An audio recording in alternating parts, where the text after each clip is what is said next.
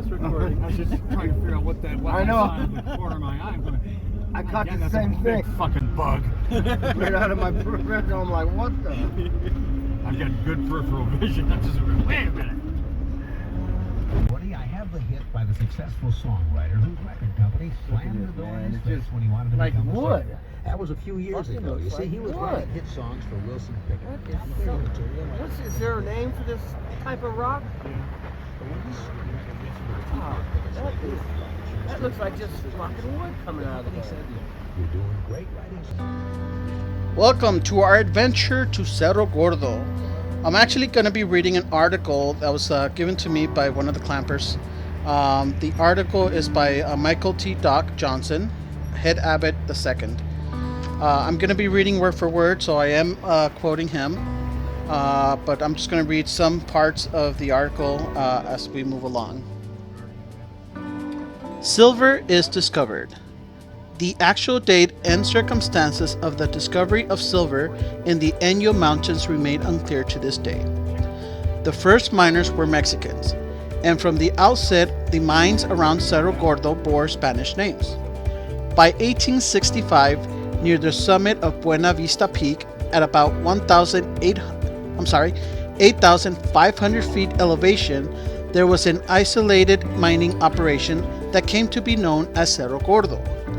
The name literally translates to Fat Hill. Not so much for its shape, but because it was thought to be rich or fat with silver. In Spanish, the phrase Grand Prize is rendered as Premio Gordo. The principal mines at this time were the San Lucas, San Ignacio, San Francisco, and San Felipe. 4 years hence, the number of claims would top 700. During this early period, the mines were worked on a small scale, with surface deposit being exploited by small hand, dug tunnels dubbed coyote mining, for the resemblance of the burrowing of their animals. The Mexican miners processed their ore in rough rock furnace called vasos, in which the rock was roasted and the silver was extracted. The ore was so rich that even the unsophisticated vasos yielded large amounts of this precious metal. The success of the Mexicans attracted a few American miners, but since the silver was so easy to obtain, little effort was expended in developing deeper underground deposits.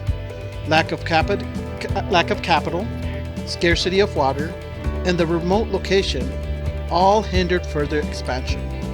Unlike so many other boom towns, Cerro Gordo did not spring overnight, but took many years to reach its full potential.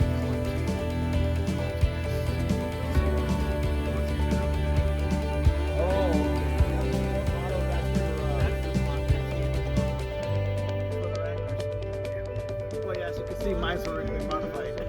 Yeah. Well, when I was looking, I was going to get the Sahara and then do the upgrades myself. Right. And then I looked at this one because it was sitting on the lot, and I'm going, why the fuck am I going to do that? Because you have to take the time to do it, and then all the expense. Because it would have been new axles, all the skid plates, the lockers, sway bar control, all of that. And I'm going, there's no fucking way. So, and I got a hell of a deal on this one. It took really good care. It's got everything on it. It had everything on it and more. So I'm just going, What is this, Rubicon or the Wrangler? Rubicon. they're all Wranglers. Oh, they're all Wrangler. They're all Wranglers. But this is Rubicon. You have the Sport, the Sahara, and then the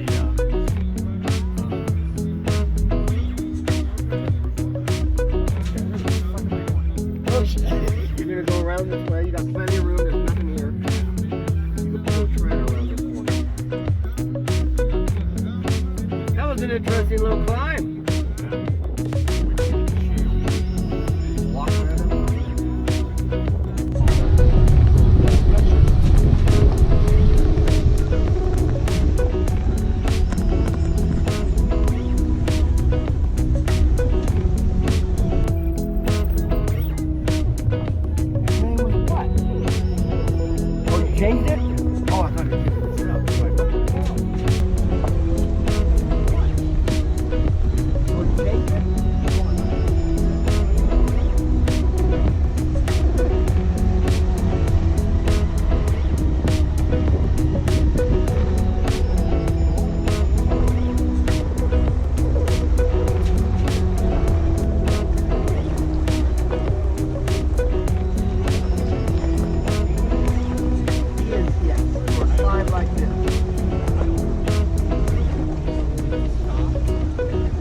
coming back. Even when they hit their brakes, they're gonna slide a little bit.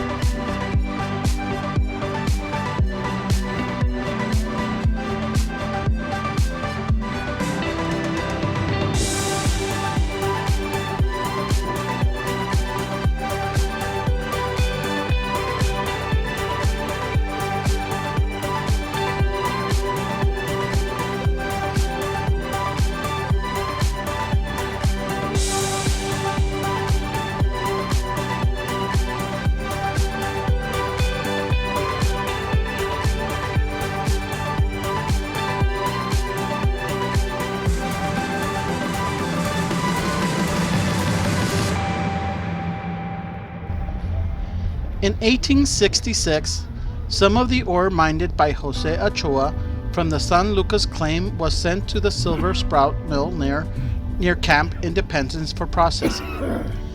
The high yields of up to $300 a ton attracted the attention of one Victor Beaudry, a successful merchant headquartered at Camp Independence. This was fabulously rich ore, and even for gold would be considered very high grade. Beaudry was a French Canadian who was previously been a businessman in San Francisco and served as sutler for the 1st United States Infantry during the Civil War. Old friendships with military men stationed at Camp Independence had brought him to the Owens Valley at the close of the war to open a store. A former 49er, he was well acquainted with both gold and silver mining. Impressed with the quantity and the richness of the ore, He started a store at Cerro Gordo in 1866. By 1868, he had acquired interest in several of the mines and had built 2 smelting furnaces in conjunction with a partner who he had bought out shortly thereafter. These holdings would eventually involve him in another partnership with Mortimer Belshaw, the man who would transform Cerro Gordo from a small mining community into a major silver bonanza.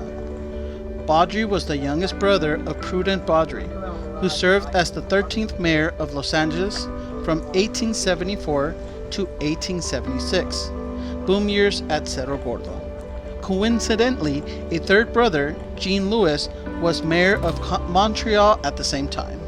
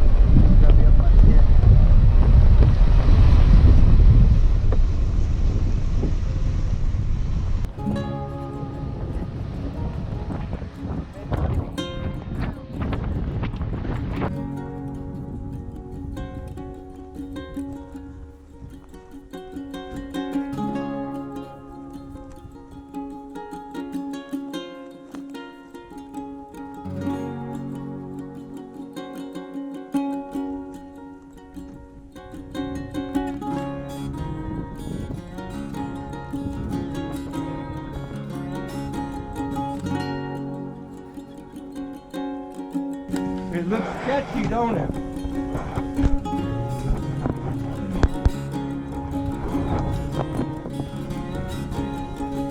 Yeah, no way I'm stepping on that thing.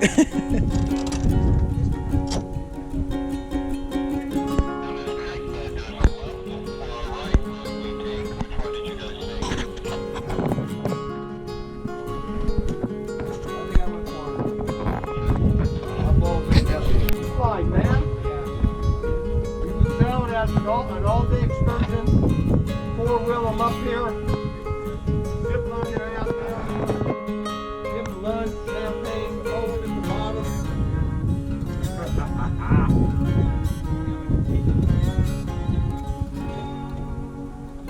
Yeah. It feels weird walking on the plank. It's fucking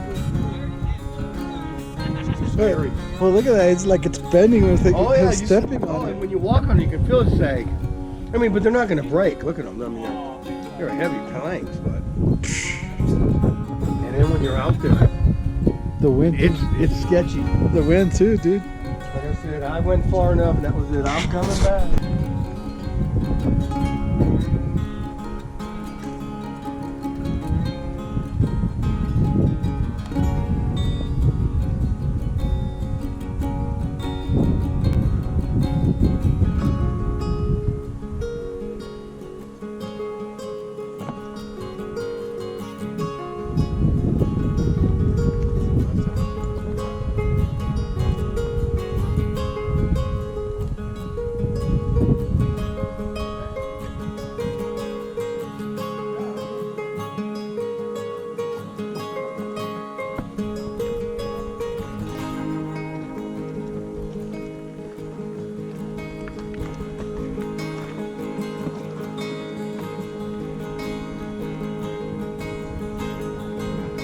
Maybe a gorilla.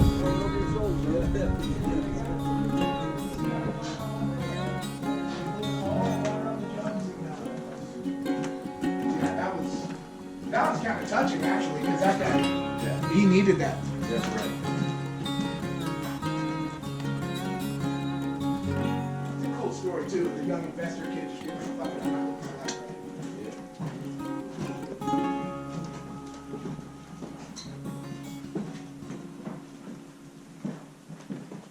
Crazy American ingenuity, right? Feels like it's falling off the hill, doesn't it? Right? You're about ready to surf this fucker down, right?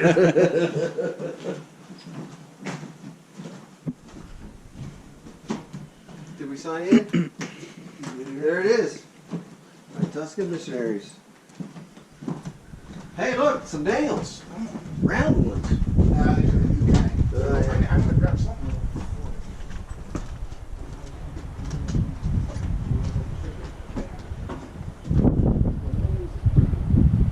Yeah, this is pretty awesome. So I'd imagine whoever manned that station lived here, huh? Yeah. This was the house for the family. The family lived in here. He had his wife and daughters. Can you imagine that? Yeah. Yeah. I can't imagine any What a kitchen marvel, right? Yeah. This was the 20s and 30s? When This he was up started here? around 1912. 1902 when it really, really started, but around 1912, this was Could you imagine up here in 1912? imagine your food, right? My God, yeah, it's out here. That's where it is. What about water? Hope it rained. Catch some water. I guess so.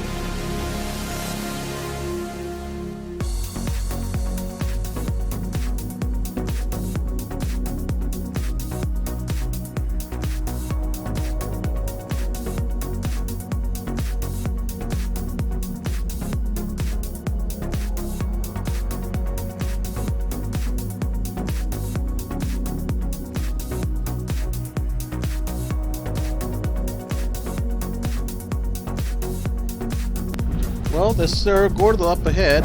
I'm just going to skip a few areas here and keep reading on this article here.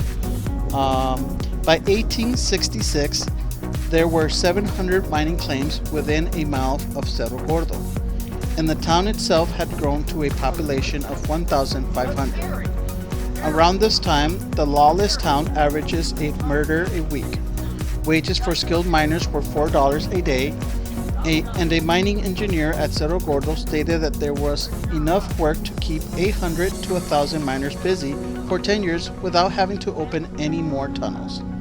The ore was more suitable to smelting than to milling, and galena was so plentiful that there was no more need to import lead to serve as a flux in the furnace, thereby decreasing costs considerably. Water, which has to be hauled by a burro-packed train, was always in short supply, and the attendant freight costs were staggering. To solve this problem, Belshot installed a pipeline from springs north of the camp in 1870. Water was pumped into a storage tank by steam power, from which it flowed by gravity 3 miles into town. The 1,300 gallons a day provided in this manner put an end to the shortage. Recent days on the hill.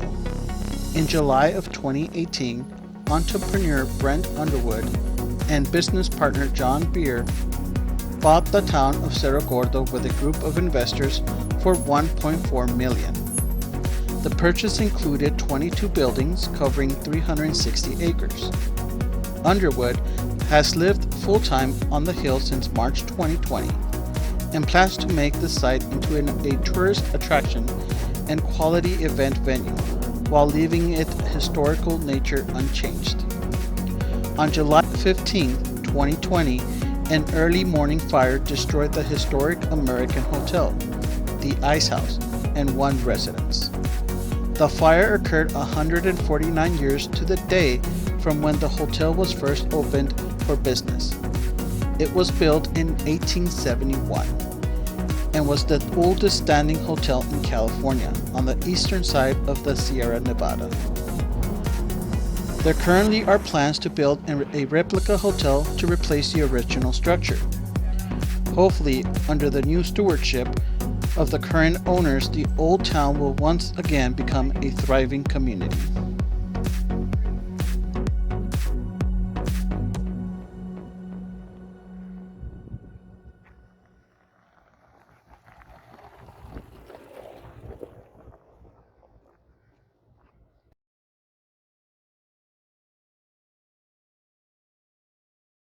Fantastic. That's from, I don't know if we got signal up here.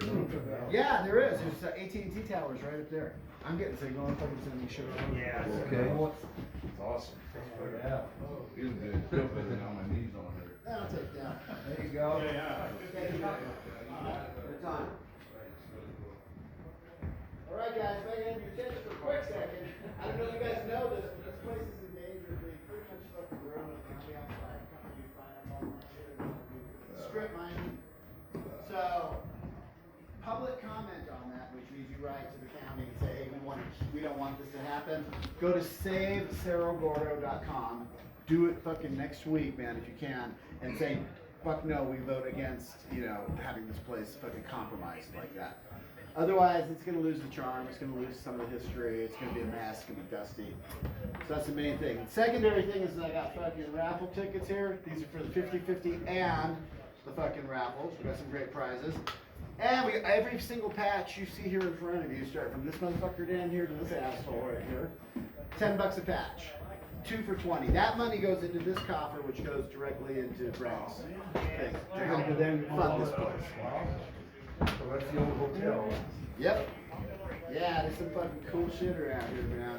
We need to turn the lights on. If you guys have gotten here earlier, you got a tour of the hoist house, where this fucking hoist goes down 900 feet. Oh. This big giant fucking winch. Ooh, Yeah. ooh. Brent, Brent goes Well, how out come there. our group don't get? You guys are late. Well, if Brent No, we're wants not to, late. We like big winches. on the highway. You got 10 bucks. No, I got 20. You paid 20 for that? You want to take that? Fantastic. I put 20 in that jar over there. I'm putting the 20 in this jar over there for that patch. All right, man. Thank you. Thank you. You want, I don't have service You want any because tickets? I got Verizon, so. you want any tickets? I got you. Motherfucker, man. I know. We're broke. Remember, we're broke. Where's the ATM? I'll get you. We're broke. Ah, okay. I'm gonna have to find Johnny. Oh no. Johnny. All right. It looks like a small one. Get up, hanging up. Yeah, that's all they have are small shirts. That'll do it. Here, put that right here. I'm gonna go down. No, this is $20. I know. I gotta get my wallet out of the truck. Oh yeah. Thanks. Hang on to it. I wanna get my wallet out of the truck. Yeah, all they have here are smalls. We tell them, Fred, if you have Oh, yes, ma'am, absolutely. What are you guys on that thing? Out here, meet here. Hell of a. I don't see any. Cool. Come on down. Well, if I was 18, then maybe I would have done it. I ain't doing a lot of this weekend every year. Okay. DRC, I guess, brings us buckets, finds a cool buckets on the inside, all the way, push it down, and you got it all the way. Start a fire? Two guys. Amazing. That's a blacksmith phone. Just need one guy to run it. Really? Oh, Who wants to buy some raffle tickets? Who wants to buy some patches? Come on, you guys. Step up or step out. Joe, I've been talking to you. Talk to me. Want to buy some patches? I see. What patch? Every patch from here on down here is $10 a patch, 2 for 20. The money goes into here.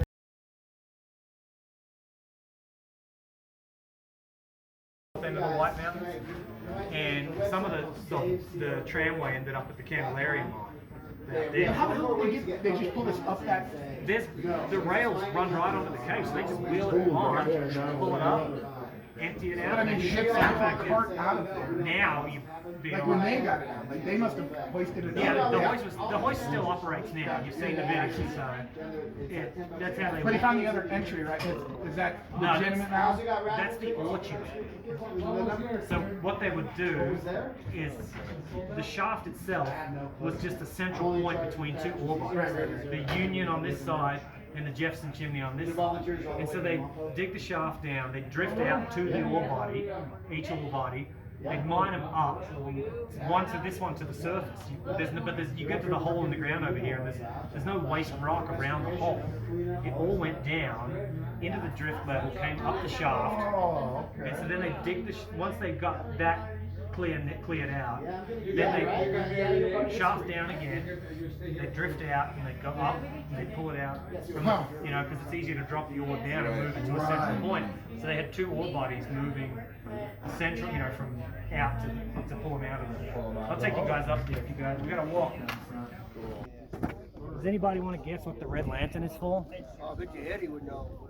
Something to do with your vision at when it's dark out there. See, Underground, the guy with explosives would carry a red lantern, so the other miners knew not to fuck around. And if you see this guy running, it's time to run. You better beat him out. Did you see that jiggling from the distance? Yeah. You better beat him The red out. light jiggling. Down. So then they just kept digging down and down and down and down. So it wasn't like somebody just came over here and started digging a hole. That's sort of what they were doing. But they found it at the surface. Yeah. So that's usually how it goes. Like geologists would look at the. So this is pretty much a mining area where they had a boiler, a compressor, a winch, the shaft that drops that takes you down. But I'm going to be moving this video to next week's upload. So if you're interested, look this up for next week. That way I can save time on this video. This part is actually roughly about, I would say 20 minutes, maybe less. So, but he gives you some pretty good, interesting things. So look this up on next week, and thanks for watching.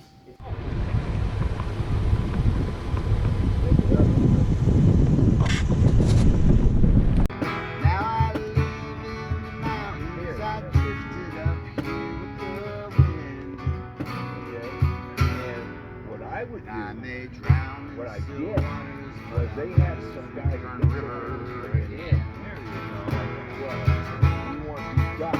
I grew up in an oil town, but my gusher never came in. And the river was the boundary where my daughter and I used to swim. Well, one night in the moonlight, the swiftness swept her life away. I may cross on the highway, but I'll never swim her. I brought it. There's the South San Joaquin, where the seeds of the Dust Bowl are found. And there's a place called Mount Whitney, where the mighty Kern River comes fucking down. Fly fishing. It's not deep or wide, but it's a neat piece of water, my friend. And I may cross on the highway, but I'll never swim Kern River again. I'll never swim Kern River again. Fuck no. It was there that I met her. It was there that I lost my best friend. Now I live up in Crestline. I drifted up there with the